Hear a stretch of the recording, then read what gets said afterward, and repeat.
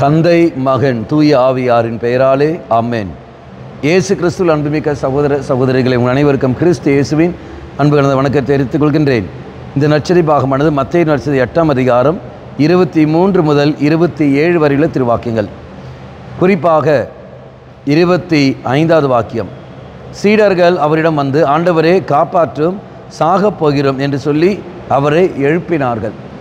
அன்பார்ந்தவர்களே, இங்கு நாம் பார்க்கின்றோம், இயேசுவை அவர்கள் எழுப்புகிறார்கள்.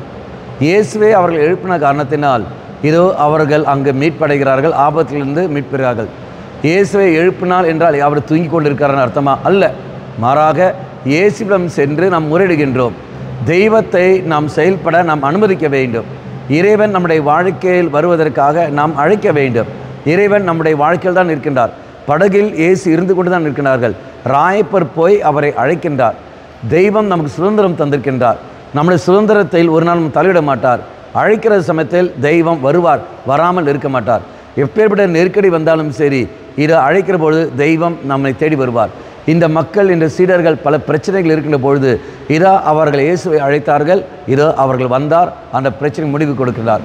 அதே மாதிரி தான் நம்முடைய வாழ்க்கையிலும் நீங்களும் நானும் பல பிரச்சனைகள் இருக்கின்ற சமயத்தில் இயேசுவை நோக்கி நாம் அழைக்க வேண்டும், அவரை எழுப்ப வேண்டும். நம்முடைய வாழ்க்கையில் இருக்கின்ற இயேசுவை, ஆண்டவரே இதோ பல நொடியில் இருக்கின்றோம், பல நோய்களுடன் இருக்கின்றோம், பல நெருக்கடியில் இருக்கின்றோம், பல தடையில் இருக்கின்றோம், வாரும் என்று சொல்கிற சமயத்தில் அழைக்கின்ற பொழுது தெய்வம் வருவார். அதனால் தெரியும் இல்லையா, கேளுங்கள் உங்களுக்கு கொடுக்கப்படும், அழையுங்கள், தெய்வம் நம் வாழ்க்கையில் கடந்து வரார். அன்பாங்களே, நாம் அழைக்காமல் இருக்க காரணம் என்ன?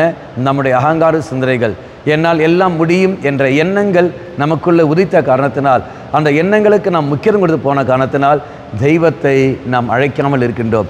இறைவன் அழைக்க வேண்டும். பலிப்படுத்த வேண்டிய இயேசு கிறிஸ்துவை நாம் அழைக்க வேண்டும். அப்பவடின் ரசவடியில் வேண்டிய இயேசு கிறிஸ்துவை நாம் அழைக்க வேண்டும். இறை வார்த்தை வழியாக இயேசு கிறிஸ்துவை நாம் அழைக்க வேண்டும். பாவ சங்கடத்தில் இருக்கிற இயேசு கிறிஸ்துவை நான் அழைக்க வேண்டும். இறை மக்கள் சமூகத்தில் இருக்கிற இயேசு கிறிஸ்துவை நான் அழைக்க வேண்டும். அப்படி நாம் அழைக்கிற சமயத்தில் எப்படி நான் தாகத்தோடு அழைக்கின்றனோ அதற்கேற்றபடி இதா தெய்வம் நமக்கு பதிலை தருவார். கண்களை மூடிக்கொள்ளுங்கள்.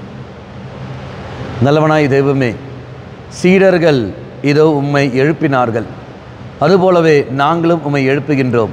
வாரும் ஆண்டவரே, எங்கள் உள்ளத்துக்குள்ளே, எங்கள் குடும்பத்துக்குள்ளே கடந்து வாரும். எங்கள் வாழ்க்கை சூழலில் நீ கடந்து வாரும். நாங்கள் எவ்வாறு வாழ்கிறோம் என்பதை நீ தாமே நன்கு அறிந்திருக்கின்றீரே. எங்கள் நிலையை நீ தாமே நன்கு அறிந்திருக்கின்றேன். வாரும் இயேசுவே, எங்கள் மத்தியில் கடந்து வாரும். அம்மா மாதாவே, தெய்வ மாதாவே, எங்கள் மாதாவே, என் அன்னையே, விசேஷமாக எங்களுக்காக பரிந்து பேசும். ஆமேன். தந்தை மகன் தூய ஆவியாரின் பெயராலே ஆமேன்.